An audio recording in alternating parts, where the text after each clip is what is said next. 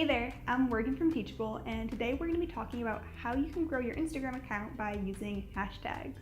If you're not familiar, hashtags are basically just a way that you can categorize your content on Instagram. I run the Teachable Instagram account, and you'll often see me using hashtags like online course creators or hashtag laptop lifestyle or hashtag digital nomad. These are all hashtags that online entrepreneurs use and might be browsing on Instagram. Categorizing your content using hashtags essentially just makes your content easier to find, so people are more likely to follow you. And the more followers you have, the better chance you have to converting them into online customers in the future. And I'm going to have a post linked down below on how you can convert your Instagram followers onto your email list so you can market to them directly. So let's talk about the basics of using Instagram hashtags to grow your account. First and foremost, you can use up to 30 hashtags on a single post. You used to be able to hack the system and use more, but Instagram's kind of cracked down on that, so 30 is the magic number.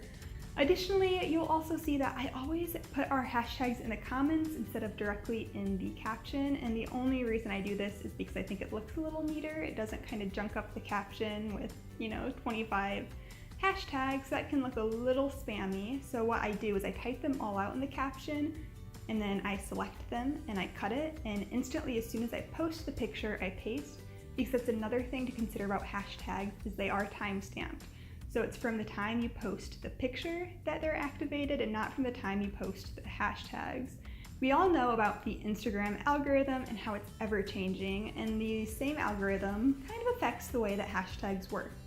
There are definitely blocked hashtags, and most of these are pretty obvious. They're ones that are going to lead to inappropriate or upsetting content, or just really spammy things. For example, like for like. I don't know that's blocked, but I know a lot of the spammier hashtags are blocked.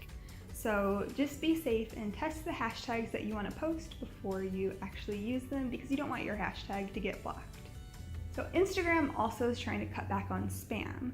So if you're using the same 25 hashtags in the same order on every single post that you publish, Instagram might stop showing your pictures in the hashtag feeds, which means you're losing out on all of the eyes on your pictures, which none of us want. So I recommend mixing it up and posting hashtags that are hyper relevant to the content that you posted. On the Teachable Instagram, I post a lot of coffee shops, coffee cups, things like that. And so I always make sure to throw in a few hashtags that are like coffee shop vibes or something like that. Whereas if I'm showing a desk layout, I'll say like hashtag desk goals. That way you've got the specific hashtags and you're not just copying the same ones over and over again. I'd also recommend that you create your own personalized brand hashtag to use on Instagram. On the Teachable Instagram, we use hashtag Teachable. We use hashtag Teachable HQ if we are sharing pictures from within the Teachable office, or hashtag Teachable Team if we're sharing pictures of the team, or hashtag Teachable Travels if we are sharing the cool places members of the team go. We have several personalized hashtags that we love to use, but these are really cool because you can now follow hashtags on Instagram. You used to only be able to follow users, but now you can choose all of your favorite hashtags, the ones that you really enjoy seeing the content, and just follow the hashtag so you don't have to follow 100 different people who post using that hashtag. And if you wanted to create a bunch of different personalized hashtags like we've done for the Teachable brand, that's a really great way to help people see what they want to see of yours without having to see necessarily everything else. For example, if you're a lifestyle blogger and you post about being a mother, you post about healthy recipes, you post about thrift shopping. Somebody finds your account and they really love what you have to say about thrift shopping, but they don't like to eat healthy and they're not a mom, so they don't necessarily want to follow your entire account. They can just follow your thrift shopping hashtag. So for example, if I were making that hashtag, I'd say thrifting with Morgan would be my hashtag, but you can be creative and make your hashtag whatever you want it to be, as long as it's easy to remember and branded to yourself. You want to be the only one using it. For example, I could put hashtag Morgan on all of my posts, but I imagine there are thousands of other people using that daily, so no one's really going to want to follow that. One of the most effective ways to grow your account is getting republished by a really big account in your niche. And a way you can do this is by using community hashtags that these large accounts have created. A lot of bigger accounts will every so often repost one of their followers' posts. A few examples that I can think of, for example, is the account A Beautiful Mess. That's run by two sisters, Emma and Elsie, and they've got, I imagine, over 1 million followers at this point, and they've got several different hashtags They all start with ABM, a beautiful mess, like ABM happy life, or ABM life is colorful, ABM life is sweet, things like that, like the colorful ones. You post a picture of yourself in front of a colorful mural, or the ABM life is sweet, you post a picture of the really beautiful cake that you've made. And if you're lucky, the community hashtag creator will see your picture, repost it with credit to you, and a bunch of their followers will flood your feed. I always try on my personal account to use some of these community hashtags because in the past I have been reposted by really large accounts and I've gotten a lot of followers from it. So it's definitely worth the effort of going and finding the large accounts in your niche and seeing if they've created their own hashtag. One of the new-ish features on Instagram are Instagram stories, and they act just like Snapchat, where you can post pictures or GIFs or videos that are only live for 24 hours. These are really fun and engaging. A lot of people don't even scroll through the Instagram feed anymore, they just watch Instagram stories. So you want to be posting Instagram stories and you want to be using hashtags in them. When you're posting an Instagram story, you can swipe up and there's a little box where you can type in one hashtag. Don't do that. Instead, use the text tool and type in 25 hashtags, some of the ones we've researched.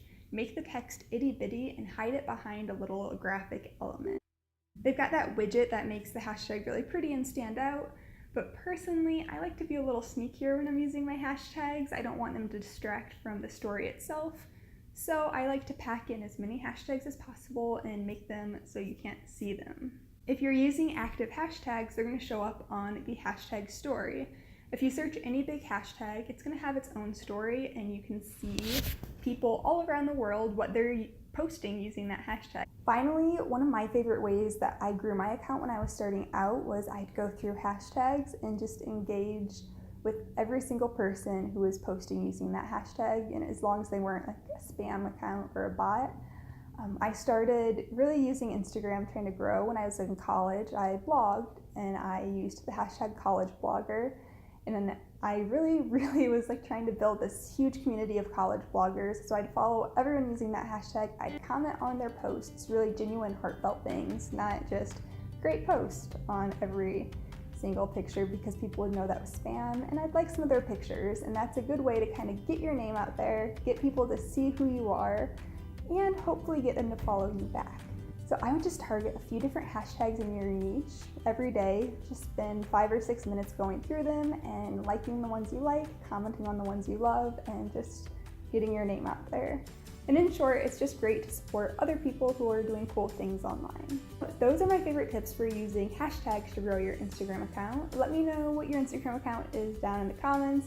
Just give me your @ and your username. I think if you post a link, YouTube will flag it as spam, but I would love to follow you and engage with you and see what you guys are all up to on Instagram. If you have a personal hashtag, let me know and I'll follow that too.